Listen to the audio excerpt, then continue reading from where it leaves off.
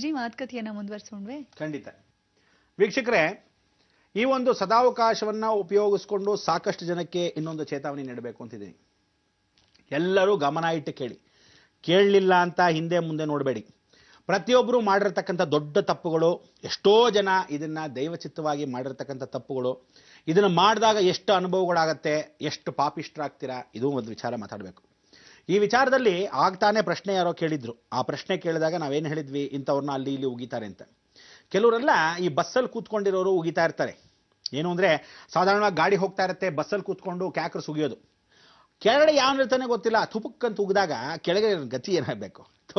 ಎಂಥ ದರಿದ್ರ. ಅವನ ಪಾಪ ಎಲ್ಲೋ ಸ್ನಾನ ಮಾಡ್ಕೊಂಡು ಮಡಿ ಮೇಲಿಗೆ ಇಟ್ಕೊಂಡ್ ಬಂದಿರ್ತಾನೆ, ಬೆಬ್ಬಸ್ಬಿಟ್ಟಿರ್ತಾರೆ. ಅಯ್ಯಯ್ಯೋ ಸಾರಿ ಅನ್ನೋದು, ಉಗಿದು ಬಿಟ್ಟೋದು ಸಾರಿ ಅನ್ನೋದು. ಎಲ್ಲಿಂದಾನ ಬರುತ್ತೋ ಈ ಸಾರಿ ಅನ್ನೋದು. ಈ ಕರ್ಮ ಬಹಳ ಜನ ಕಟ್ಕೊಂಡಿರ್ತಾರೆ. ಅದರಲ್ಲಿ ನಾವುಗಳು ನಮ್ಮ ಸ್ವಚ್ಛತೆಯನ್ನು ನಾವು ಕಾಪಾಡಿಕೊಳ್ಳದೇ ಇದ್ರೆ, ನಮ್ಮ ರಾಜ್ಯದ ಮಟ್ಟಿಗೆ ನಮಗೆ ಕಾಪಾಡಿಕೊಳ್ಳದೇ ಇದ್ರೆ, ಈ ಪಾಪ ಎಲ್ಲರೂ ಕಷ್ಟಪಟ್ಟು ಕ್ಲೀನ್ ಮಾಡ್ತಾರೆ. ಏನು ಅಂದರೆ, ಸರ್ಕಾರದಲ್ಲಿ ಕೆಲಸ ವಹಿಸ್ಕೊಂಡು ಚರಂಡಿಯಿಂದ ಹಿಡಿದು ತೊಟ್ಟಿಗಳಿಂದ ಹಿಡಿದು ಎಲ್ಲ ಬರೋದೆಲ್ಲ ಕ್ಲೀನ್ ಮಾಡಿ, ರಸ್ತೆಗಳನ್ನು ಕ್ಲೀನ್ ಮಾಡಿ, ಇವರೆಲ್ಲ ಎಷ್ಟು ಕ್ಲೀನ್ ಮಾಡಿದ್ರು ಸಹ ಅವ್ರಗಳಿಗೂ ಇದೊಂದು ದುರಭ್ಯಾಸ, ಬಾಯಿಲ್ ಹಾಕ್ಕೊಂಡು. ಯಾಕೆಂದರೆ ಈ ವಾಸನೆಗಳನ್ನು ತಡೆಯೋಕ್ಕಾಗಲ್ಲ. ಆ ತಡೆಯೋಕ್ಕಾಗದಿದ್ದ ಪಕ್ಷದಲ್ಲಿ ಕುಡ್ಕೊಂಡ್ಬಿಡ್ತಾರೆ ವಾಸನೆ ಯಾಕೆಂದರೆ ಆ ವಾಸನೆ ತಡೆಯೋಕ್ಕಾಗದಿರೋದ್ರಿಂದ ಈ ದೇಹಕ್ಕೆ ಹೋಗಬಾರ್ದು ಅಂತ ತಾವು ಕುಡ್ಕೊಂಬಿಡೋದು. ಕುಡಿದುಬಿಟ್ಟು ಒಂದಷ್ಟು ಜರ್ದಾ ಬೀಡ ಪಾನ್ ಬಿಡಾಗ ಎಲ್ಲ ಹಾಕ್ಕೊಂಬಿಡೋದು. ಹೀಗೆ ಹಾಕ್ಕೊಂಡು ಗಬ್ಬು ಅಂದರೆ ಗಬ್ಬು. ಆ ಗಬ್ಬಲ್ಲಿ ಇಷ್ಟೆಲ್ಲ ಸ್ವಚ್ಛತೆ ಮಾಡ್ಕೊಂಬಂದಾಗ ಬಸ್ ಗಲೀಜು, ಚರಂಡಿ ಗಲೀಜು, ರೋಡ್ ರಸ್ತೆಗಳ ಗಲೀಜು, ಎಲ್ಲ ಪಬ್ಲಿಕ್ ಯುಟಿಲಿಟಿ ಅಂತ ಕರಿತೀವಿ, ಎಲ್ಲ ಬಾತ್ರೂಮ್ಗಳ ಗಲೀಜು, ಯಾವುದೇ ಒಂದು ಸಿನಿಮಾ ರಂಗಕ್ಕೆ ಹೋದವರು ಸಿನಿಮಾ ಥಿಯೇಟ್ರಲ್ಲಿ ಗಲೀಜು, ಯಾವ ಗೋಡೆ ನೋಡಿದ್ರು ಎಲ್ಲ ಗೋಡೆಗೂ ಬಣ್ಣ ಏನೋ ಹೊಸದಾಗಿ ಮಾಡಿಸಿರ್ಬೋದು ಸರ್ಕಾರದವರು ಅನ್ಕೋಬೇಕು. ಹಾಗಿರುತ್ತೆ. ಅಂದರೆ ಇದನ್ನ ಒಂದು ಕ್ರಮ ತಗೋಬೇಕು ಸರ್ಕಾರದವರು, ಇಂಥವ್ರ ಮೇಲೆ ಫೈನ್ ಹಾಕಬೇಕು ಅಂತ ಸರ್ಕಾರಕ್ಕೆ ನೇರವಾಗಿ ನಾನು ಹೇಳ್ತಕ್ಕ ವಿಚಾರ. ಏನು ಈ ಕ್ಲೀನಿಂಗ್ ಡಿಪಾರ್ಟ್ಮೆಂಟ್ ಅಂತ ಯಾರಿಗೆ ಸೇರುತ್ತೋ, ಶೌಚಾಲಯ ಇಂಥದ್ದೆಲ್ಲ ಯಾರಿಗೆ ಸೇರುತ್ತೆ, ಅಂಥ ಒಂದು ಮಂತ್ರಿ ಇಂಥವ್ರನ್ನ ನೀವು ಹೋಗಿ ಸರಿ ಮಾಡ್ಕೊಂಬಂಡ್ರಯ್ಯ ಅಂದರೆ, ಆ ಮಂತ್ರಿನೂ ವಿಶೇಷವಾಗಿ ಬಾಯಲ್ಲಿ ಪರಾಗ ಹಾಕ್ಕೊಂಡು ಯಾಕೋ ಸುಗಿತಾ ಇರ್ತಾನೆ. ಇನ್ನು ಅವನು ಕಟ್ಕೊಂಡು ನಾವೇನು ಮಾಡೋಕ್ಕಾಗತ್ತೆ? ಅದಕ್ಕೆ ಪ್ರತಿ ಒಂದು ಮಂತ್ರಿನೂ ಇದನ್ನ ಈ ಸ್ಥಳಕ್ಕೆ ಹೋಗಬೇಕು. ನೋಡಿ, ಹಾಸ್ಪಿಟಲ್ ಅಂದ ತಕ್ಷಣಕ್ಕೆ ಹಾಸ್ಪಿಟಲ್ ವಿಚಾರವನ್ನ ಮಾತಾಡುವಾಗ ಅವನು ಯಾವುದೋ ಒಂದು ಅಧಿಕಾರಿಯಾಗಿದ್ಲೋ ಅಥವಾ ಒಂದು ಮಂತ್ರಿ ಆಗಿದ್ರೆ ಹಾಸ್ಪಿಟಲ್ ಬಗ್ಗೆ ಅವನು ಗೊತ್ತಿರಬೇಕು. ನಾಳೆ ದಿವಸ ನಿಮ್ಮೆಲ್ಲ ವಿಶೇಷವಾಗಿರ್ತಕ್ಕಂಥ ಜನವರ್ಗದಲ್ಲಿ ನಾನು ಏನು ಹೇಳೋದು ಅಂದರೆ, ನಾನು ಒಂದು ಸಿವಿಲ್ ಇಂಜಿನಿಯರ್ ಅಂದರೆ ಕನ್ಸ್ಟ್ರಕ್ಷನ್ ಲೈನಲ್ಲಿ ಯಾರು ಇರಬೇಕು ಅಂದರೆ ಆ ಕನ್ಸ್ಟ್ರಕ್ಷನ್ ಲೈನ್ಗೆ ಸಂಬಂಧಪಟ್ಟಿರ್ತಕ್ಕಂಥವನೇ ಮಂತ್ರಿ ಆಗಬೇಕು. ಅಂಥವ್ರು ನೀವು ಆರಿಸಿದ್ರೆ ಉಪಯೋಗ. ಜೀವನದ ತಿಳ್ಕೊಳ್ಳಿ, ಅದಕ್ಕೆ ಸಂಬಂಧಪಟ್ಟಿರ್ತಕ್ಕಂಥವನು, ಅದಕ್ಕೆ ಸಂಬಂಧ ಮೀಸಲಾಗಿರ್ತಕ್ಕಂಥವನು ಇದನ್ನು ಮಾಡಬೇಕು. ಯಾರು? ಕಾರ್ಪೊರೇಟರ್ಗಳಾಗಲಿ, ಮೇಯರ್ಗಳಾಗಲಿ, ಇದನ್ನೆಲ್ಲ ಕೂತ್ಕೊಂಡು ನೀವುಗಳು ಅಲ್ಲಿ ಕೂತ್ಕೊಂಡು ಜಗಳಗಳು ಒಳ್ಳೆ ಎಳೆ ಮಕ್ಕಳ ಥರ ಅಲ್ಲಿ ಕೂತ್ಕೊಂಡು ಸ್ಕೂಲ್ನಲ್ಲಿ ಕಚಾಡ್ತಾರಲ್ಲ, ಕಚ ಕಚ ಕಚ ಕಚ ಅಂತ ಹಂಗೆ ಕಚಾಡ್ತಾ ಕೂತಿರ್ತೀರಿ ಹೊರತು ಇಂಥ ಒಂದು ಪರಿಸರನ ಸರಿ ಮಾಡೋಣ. ಮಾದರಿಯಾಗಿರ್ತಕ್ಕಂಥ ಬೆಂದಕಾಳೂರು, ಕೆಂಪೇಗೌಡರು ಇರತಕ್ಕಂಥ ಒಂದು ಆಸ್ತಿಕವಾಗಿರ್ತಕ್ಕಂಥ ನಮ್ಮ ಈ ಆಸ್ತಿಯನ್ನು ಹೇಗೆ ಉಳಿಸ್ಕೊಳ್ಳೋಣ. ಇದೊಂದೇ ಅಲ್ಲ, ಕರ್ನಾಟಕ ರಾಜ್ಯದ ಒಳ್ಳೆ ಜಾಗಗಳಿದೆ. ಆ ಜಾಗಗಳಲ್ಲಿ ಹೊರಭಾಗದಲ್ಲಿಂದ ಬರ್ತಕ್ಕಂಥ ವಿದೇಶಿಯರು ಹೋಗಿ ನೋಡಬೇಕು ಅಂತ. ಇವತ್ತಿನ ದಿವಸ ಹಂಪಿಗೆ ಹೋಗಿ ನೋಡಿದ್ರೆ ಎಂಥ ವಿಶೇಷವಾಗಿರೋ ಕ್ಷೇತ್ರ ಅಂತ ಅನ್ಕೊಂತೀವಿ. ಆದರೆ ವಿದೇಶದಿಂದ ಬಂದಿರತಕ್ಕಂಥವ್ರು ಎಂಥ ಹೊಲಸು ಮಾಡ್ತಾ ಇದ್ದಾರೆ ಅಂತ ಇವತ್ತು ನಮಗೆ ಯಾರಿಗೂ ತೋರಿಸದೇ ಇರತಕ್ಕಂಥವ್ರು ವಿಚಾರ ಬಹಳ ಜನ ಇದ್ದಾರೆ. ಅದನ್ನು ಹೋಗಿ ನೋಡ್ಕೊಂಬರ್ಬೇಕು. ಕುಡಿದು ಕುಪ್ಪಳಿಸಿ ಬಾಟ್ಲುಗಳೆಲ್ಲ ಹಾಕಿ ಅಫೀಮ್ ಗಾಂಜೆಗಳು ಮಾರ್ಕೊಂಡು ಅಂಥವ್ರಿಗೆ ಯಾರು ಕುಮ್ಮತ್ತೋ ಇದೇ ಸರ್ಕಾರದವರು, ಹೊರಭಾಗದಲ್ಲಿ ಇರ್ತಕ್ಕಂಥವ್ರು. ಇದನ್ನೆಲ್ಲ ದರಿದ್ರ ಯಾಕೆ ಬೇಕು? ಅದರಲ್ಲಿ ಒಂದು ಮನಾಪಲಿ ಆಗಿರ್ತಕ್ಕಂಥ ರೌಡಿಗಳು, ರುಜಿನಗಳು, ಇಂಥವ್ರನ್ನೆಲ್ಲ ಏನು ಮಾಡಬೇಕು ಅಂದರೆ ಗುಂಡಿಟ್ಟು ಶೂಟ್ ಮಾಡಿದ್ರು ಮಹಾಪಾಪಗಳು ಹೊರಗಡೆ ಹೋಗೋದಿಲ್ಲ. ಅದಕ್ಕೆ ಹೇಳ್ತಿದ್ದೀನಿ, ಜೀವನದಲ್ಲಿ ತಿಳ್ಕೊಳ್ಳಿ, ನಮ್ಮ ಪರಿಸರ ನಾಳೆ ದಿವಸ ಇಂಥವ್ರಿಗೆಲ್ಲರಿಗೂ ಪಾಠ ಕಲ್ಸಕ್ಕೆ ಯಾರು ಬರ್ತಾ ಇದ್ದಾನೆ? ಸಾಕ್ಷಾತ್ ಪರಮೇಶ್ವರ ಜಗನ್ಮಾತೆ ತಾನು ನಾಟ್ಯವಾಡ್ತಾ ಇದ್ರೆ ಇಡೀ ಎಲ್ಲ ವಂಶ ಪಾರಂಪರ್ಯವಾಗಿ ಇವರೆಲ್ಲ ಮಾಡ್ತಾ ಇದ್ದಾರಲ್ಲ, ನೀವು ಕೇಳಿರೋ ಅಷ್ಟೂ ಪ್ರಶ್ನೆಗಳಿಗೆ ಪರಿಪೂರ್ಣವಾಗಿರ್ತಕ್ಕಂಥ ಉತ್ತರ ಅವನು ನೀಡ್ತಾನೆ. ಪ್ರಕೃತಿಯನ್ನ ಪರಿವರ್ತನೆ ಮಾಡ್ತಾರೆ, ಕ್ಲೀನ್ ಮಾಡ್ತಾರೆ, ಆ ಪ್ರಕೃತಿಯನ್ನ ಕ್ಲೀನ್ ಮಾಡ್ತಾರೆ. ಇದಂತೂ ನಡೀತಕ್ಕಂಥ ವಿಚಾರ ಪರಿಪೂರ್ಣವಾಗಿ ನಡೆಯುತ್ತೆ. ಇನ್ನೊಂದು ವಿಶೇಷವಾದ ಚೇತಾವಣೆ ಏನಂದ್ರೆ, ಎಲ್ಲರೂ ಈ ಮೂತ್ರ ವಿಸರ್ಜನೆ ಮಾಡ್ತೀರ. ಪ್ರತಿಯೊಬ್ಬನು ಒಂದೊಂದು ರೋಡಲ್ಲಿ ಎಲ್ಲೆಲ್ಲೋ ನಿಂತ್ಕೊಂಡು ನಾಯಿಗಳ ಥರ ಉಯ್ತಾ ಕೂತ್ಕೊಂಡ್ರೆ ಮರ್ಯಾದೆ ಬೇಡವ ನಿಮಗೆ?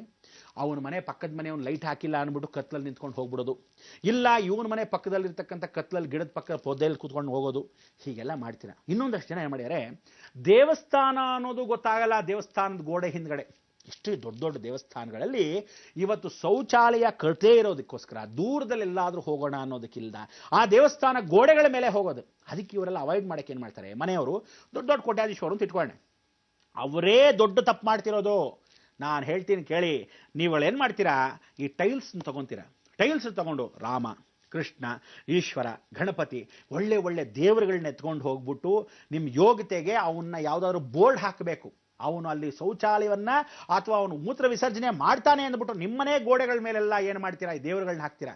ನಿಮ್ಗೆ ಆ ದೇವರೇನೆ ಬಂದಿದ್ದು, ಇನ್ಯಾರು ಇರಲಿಲ್ವಾ? ಆ ದೇವರುಗಳು ಅವ್ರಿಗೆ ಕಾಣಲ್ಲ ಅಂತ ಇಟ್ಕೊಳ್ಳೋಣ. ರಾತ್ರಿ ಯಾವುದೋ ಒಂದು ಮಗುನೇ ಕರ್ಕೊಂಡು ಹೋದ್ಲು, ಅವ್ರ ಅಮ್ಮನೇ ಕರ್ಕೊಂಡು ಹೋಗಿಸ್ತದ್ಲು. ಆ ಮಗು ಹೋದ ತಕ್ಷಣ ಆ ದೇವ್ರ ಮೇಲೆ ಬಿತ್ತು ಅಂದಾಗ ಫಸ್ಟ್ ದೋಷ ಬರೋದು ಯಾರಿಗೆ ಗೊತ್ತಾ? ಟೈಲ್ಸ್ ಹಾಕಿದ್ದು ನಿಮ್ಮ ಮನೆಗೆ ಮಾತ್ರ ಬರೋದು ದೋಷ, ಅವ್ರಿಗಲ್ಲ. ಯಾಕೆಂದ್ರೆ ಅವನಿಗೆ ಕಂಡು ಕಾಣದೇನೋ ಹೋಗಿರ್ತಾನೆ, ಕತ್ಲಲ್ಲಿ ಹೋಗಿರ್ತಾನೋ ಬೆಳಕಲ್ಲಿ ಹೋಗಿರ್ತಾನೋ ಗೊತ್ತಿಲ್ಲ. ನೀವು ದೇವ್ರು ಹಾಕಿರೋ ಉದ್ದೇಶ ಏನೋ, ಅವನಲ್ಲಿ ದೇವ್ರು ನೋಡಿದ ತಕ್ಷಣ ಹೋಗಲ್ಲ, ರಾತ್ರಿ ಹೊತ್ತು ದೇವ್ರು ನೋಡ್ಕೊಂಡು ಕೂತಿರ್ತಾನೆ. ಅವ್ನು ಪಾಡ್ಕೊಂಡು ಮೇಲೆ ಎಲ್ಲ ಕುಡ್ಕೊಂಡು ಕೂತಿರ್ತಾನೆ, ಮೇಲೆ ನೋಡ್ಕೊಂಡು ಅವ್ನು ಪಾಡ್ಕೊಂಡು ಹೋಗ್ತಿರ್ತಾನೆ. ಅದರಿಂದ ನೀವುಗಳು ಮಾಡ್ತಕ್ಕಂಥ ಈ ವಿಧಿವಿಧಾನಗಳು ಸರಿ ಇಲ್ಲ. ಪ್ರಕೃತಿ ಮುಖಾಂತರವಾಗಿ ಯಾವ ಕಾಲಕ್ಕೂ ಒಂದು ನಾಯಿ ಕೂಡ ಒಂದು ಕಡೆ ಹೋಗ್ಬಿಟ್ಟು ಮಣ್ಣನ್ನು ತೋಡ್ಬಿಟ್ಟು ದೂರದಲ್ಲಿ ಹೋಗಿ ಬರುತ್ತೆ. ಇಲ್ಲ ಯಾವ್ದಾರ ಎಲೆಕ್ಟ್ರಿಕ್ ಕಂಬಕ್ಕೋ ಯಾವುದೋ ವಿಶೇಷವಾಗಿ ಒಂದೇ ಜಾಗ ಇಟ್ಕೊಂಡಿರುತ್ತೆ, ಮೂಸ್ ನೋಡಿ. ನೀವುಗಳು ಹಂಗಿಟ್ಕೊಳ್ಳಿ. ಯಾವುದೋ ಒಂದು ಶೌಚಾಲಯ ಗೌರ್ಮೆಂಟಲ್ಲಿ ಕಟ್ಟಿದ್ದಾರೆ, ದೊಡ್ಡ ದೊಡ್ಡ ಉದ್ಯಮಗಳು ಫ್ರೀಯಾಗಿ ಕಟ್ಕೊಟ್ಟಿದ್ದಾರೆ, ದುಡ್ಡು ಕೊಟ್ಟಿದ್ದಾರೆ. ಸೋಂಬೇರಿ ನನ್ನ ಮಕ್ಕಳು ನೀವು ಏನು ಮಾಡ್ತೀರಾ, ಎಲ್ಲ ಅಂದರೆ ಅಲ್ಲಿ ಹೋಗೋದು. ಏನೋ ವಿಶೇಷವಾಗಿ ಬೈಲಲ್ಲಿ ಹೋಗ್ತಾ ಇದ್ದೀರಾ, ಯಾವುದೋ ಗಾಡಿಯಲ್ಲಿ ಹೋಗ್ತಾ ಇದ್ದೀರಾ, ಯಾರು ಇಲ್ಲದೆ ಇರೋ ಸ್ಥಳ ಆದರೆ ಪರವಾಗಿಲ್ಲ. ಈ ಥರ ಮನೆಗಳ ಮೇಲೆ, ಗೋಡೆಗಳ ಮೇಲೆ, ದೇವಸ್ಥಾನಗಳ ಮೇಲೆ, ಅಲ್ಲಿರ್ತಕ್ಕಂಥ ಒಳ್ಳೆ ಶುಚಿರ್ಭೂತವಾಗಿರ್ತಕ್ಕಂಥ ಮನೆಗಳ ಪಕ್ಕದಲ್ಲಿ ಹೀಗೆಲ್ಲ ಹೋಗಬೇಡಿ. ಈ ಥರ ಮಾಡಿದಾಗ ನಾಳೆ ಬರ್ತಕ್ಕಂಥ ಆಸಿಡಿಕ್ ಡಿಸೀಸಸ್ ಏನಂದರೆ, ಪಬ್ಲಿಕ್ ಶೌಚಾಲಯ ಕೂಡ ಕ್ಲೀನಾಗಿ ಇಲ್ಲದೆ ಇದ್ರೆ ನೀವು ಅಲ್ಲಿ ಹೋದಾಗ ಅದು ಅಕಸ್ಮಾತ್ ಎಗರದ ಪಕ್ಷದಲ್ಲಿ ನಿಮಗೆ ಸ್ಕಿನ್ ಡಿಸೀಸ್ ಬರುತ್ತೆ. ಇದು ಗ್ಯಾರಂಟಿ. ಯಾಕೆಂದ್ರೆ ಇನ್ನೊಬ್ಬನ ಯಾವನೋ ಮೂತ್ರ ವಿಸರ್ಜನೆ ಮಾಡಿರ್ತಕ್ಕಂಥ ರೋಗ ರುಜಿನಗಳು ಅವನಿಗಿದ್ರೆ ಅದು ಎಗರಿದಾಗ ನಿಮಗೂ ಖಂಡಿತವಾಗ್ಲೂ ಬರುತ್ತೆ.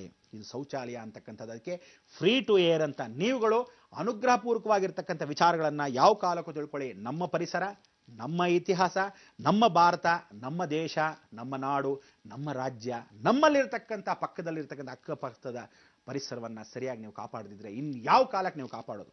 ಈ ಸಂವತ್ಸರದಲ್ಲಿ ವಿಶೇಷವಾಗಿ ಪರಿಸರ ಪರಿಸರ ಪರಿಸರ ಅಂತ ಎಷ್ಟು ಜನ ಬಡ್ಕೊಂತೀರ.